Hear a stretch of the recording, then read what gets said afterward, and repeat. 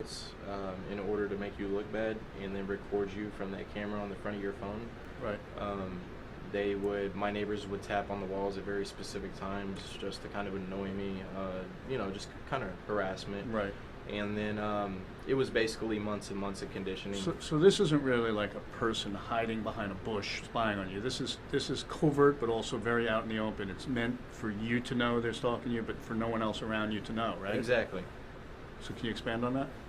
Yes, so basically what they do is they use a formula called NLP. I've never had anyone just say exactly what I wanted them to expand. That's funny. Go ahead.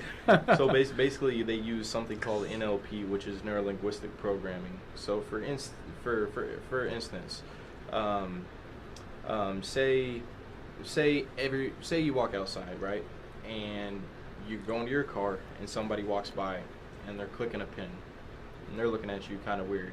You're like, okay. You shrug it off. You go to the store, grocery store. You're buying groceries. You come out to your car, and you got a lady pushing a cart, and she's looking at, almost runs into you, and she's clicking a pin. You're like, wow, that had to have been a coincidence. Right. It's almost like Pavlov's dogs, like you're conditioned. Yeah. So now you're on your way home, right? You're stopped at a stoplight, and you got a guy holding his arm out of the car, clicking a pin. Now you've just been sensitized to that Right. pen. So to the average person, they're not going to really think when they see one person clicking a pen that means anything. It'll make you look crazy. You'll say to your mother, hey, that guy's clicking a pen, but you're the only person that knows. You saw two other people that day clicking a pen at you, right? Exactly.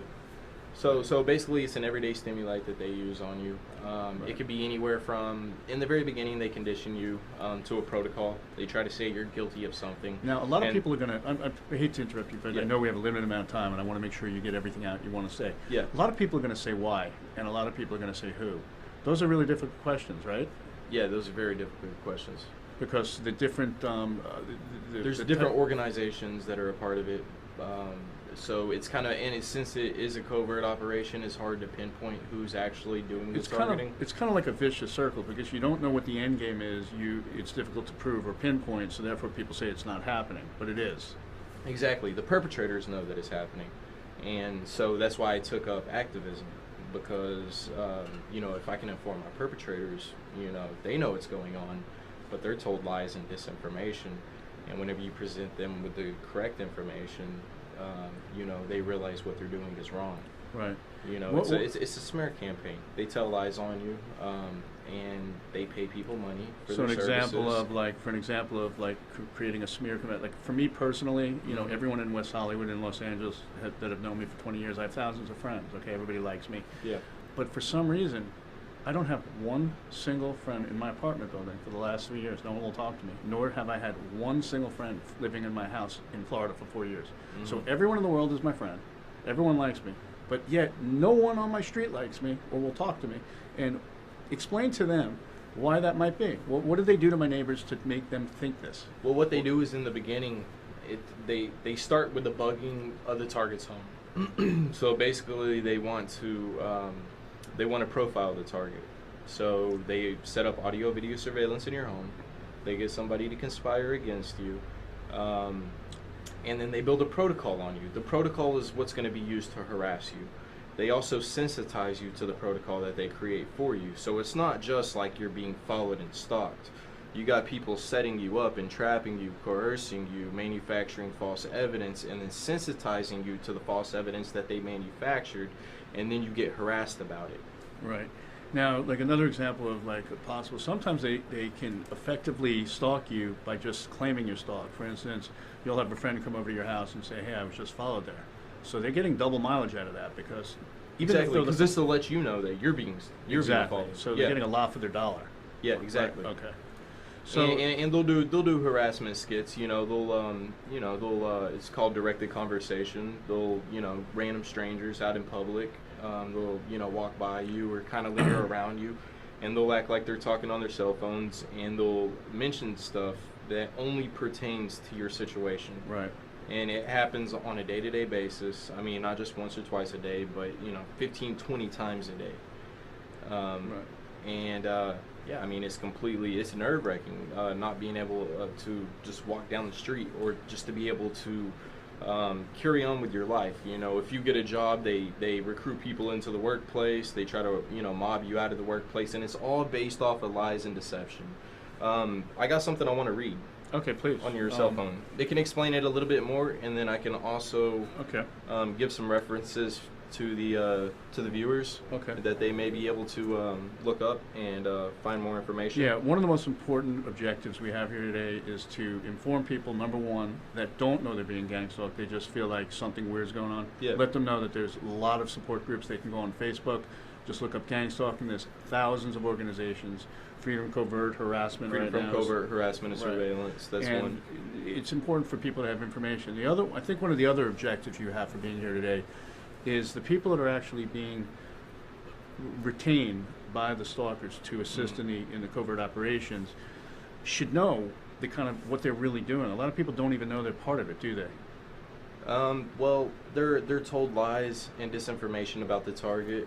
They use humiliating, degrading themes to make the stalkers actually believe what they're doing is beneficial to society. For instance, an example of this would be... But since everything's compartmentalized, they don't know what happened in order for them to basically set you up. Right. For an example, it could be like my neighbors being told by a police officer, which is exactly what happened, that I'm under surveillance because I'm a drug dealer, which I'm not. And then now my neighbors are watching me, thinking I'm a drug dealer, forming, you know, very disfavorable opinions of me. Mm-hmm. And the reason why I know this firsthand is because when I was under surveillance in Florida, the police officer named Gonzo, I saw him on my street all the time with surveillance cars, and I said to him, "Why are you on my street? Why am I under surveillance?" He goes, "You're not. Your neighbor is." But that was really covert because they were able to actually be to make you believe that it was the neighbor while they could still survey me. Yeah, exactly. I'm going to read this off of this website. It's organized stalking is a form of terrorism used against an individual in a miraculous attempt to reduce the quality of a person's life so they will have a nervous breakdown, become incarcerated, institutionalized, experience constant mental, emotional, or physical pain, become homeless, and or commit suicide. This is done using well-orchestrated accusations, lies, rumors, bogus investigations, setups, framings, intimidation, overt or covert threats, vandalism, theft, sabotage, torture, humiliation, emotional terror, and general harassment. It is a ganging up by members of the community who follow an organizer and participate in a systematic terrorizing of an individual. Very interesting. Now, if people want to get help, like, is there a way to contact you in any way whatsoever? What would you like them to know? Yeah, you can actually contact me at josh.a.brown90@gmail.com, and that is josh.a.brown90@gmail.com. Okay, so we were talking earlier about your family. Like, how does your parents or your mother feel about, like, what has happened to you? What's been the metamorphosis and the whole? How has that happened? Like, well, basically, I was stalked for a year before finding out that there was an actual term for it. I thought I was all alone, and I came across a year later that it was called organized stalking. You can actually Google organized stalking as well. And I just want to say, there's 5 million, if you Google organized stalking or gang stalking, 5 million different websites will pop up. Yeah, 5 million. Yeah, this is happening on a large scale. And it's not just America, it's basically all NATO countries. So in the very beginning, I was, I informed my family about all the tactics that were used against me. And then a year later, I find out that it's called organized stalking, and every single tactic on the websites, of organized stalking is what I was experiencing. Right. And then I find out that I'm not alone, and that there's hundreds of thousands of other people experiencing the same thing. Now, me personally, again, this show wasn't supposed to be about me, but I feel like I need to interject. I've had some very dangerous cases in my life. I've had a case with the mafia. I've had a case with, I'm not going to say all the different names, some very dangerous organizations where I've been threatened. I went on Dr. Phil for answers. I believe that I was one person in this entire country that was being individually stalked by one of the people that I have had some very serious cases about. Mm-hmm. Not until the show aired did I get, that's how we met, and every single day I get 5 to 10 phone calls from people all around the world. I mean, recently I've introduced you to someone from Morocco, who are here in LA, and just friends of mine who didn't realize they were going through the exact same thing. So it's a very serious subject. Now, there's very little time left. I do want to get out a couple things I think you want to talk about. What's the connection between the NSA and Snowden? Well, basically, Snowden leaked information about the NSA monitoring all internet data, phone calls, text messages, basically mass surveillance of all civilians. So that kind of, gives us credibility, with the mass surveillance that's going on. There's also InfoGuard and fusion centers, which are civilian spy networks, which correspond with the FBI to gain intelligence for counterterrorism. And so these are also facilities that could be used as vehicles in the stalking. So local police, except through watch groups, etc., and people are trained neighborhood in watch fusions. groups, InfoGuard, Fusion, even Department of Defense contractors. And I do want to say the person who set me up, her name is Samantha K. Ree Willis, and I will expose you. Very interesting. That's how serious this is. That it makes us not even care about these people who have caused such great danger in your life and health, right? And her grandfather retired from Lockheed Martin. I just wanted to say that. Okay. And because that's where she was protected by these people, and she was the one who basically set me up. And Right. her grandfather retired from Lockheed Martin. Right. Now, a lot of the setups, a lot of people don't realize how the lengths they will go. A lot of this happened during sexual play, correct? Like in role play to you? Yeah, she would basically coerce me into role playing and then record me on the phone, and then they use that against me to harass me. And that's exactly what happened to me as well. It's really hard to enjoy yourself when you know you're being, I've been shot up into the internet and against my will, against my knowledge. You know what I mean? Exactly. Right. It's all entrapment. Right. So talk a little bit more about the NSA. You were telling me earlier about the FBI. What is the group that happened in the 60s? Can you explain about that? Yeah, there was actually a program that is identical to organized stalking. It's called COINTELPRO, declassified government documents. You can go to Google, type in COINTELPRO, and it'll pull up all the information. And you can also go to Google and you can type in organized stalking, or you can go to YouTube and type in organized stalking as well. And tell us more what COINTELPRO is. I mean, you haven't told me. COINTELPRO is an acronym for the counterintelligence program conducted by the FBI, and basically they employed the same exact tactics that organized stalking employ. Talk more about, elaborate a little bit more, because Well, I know that you don't shut well, up about this normally. So well, back in the '60s, they would target mainly people in the Black Panther Party, revolutionists, Malcolm X, Martin Luther King.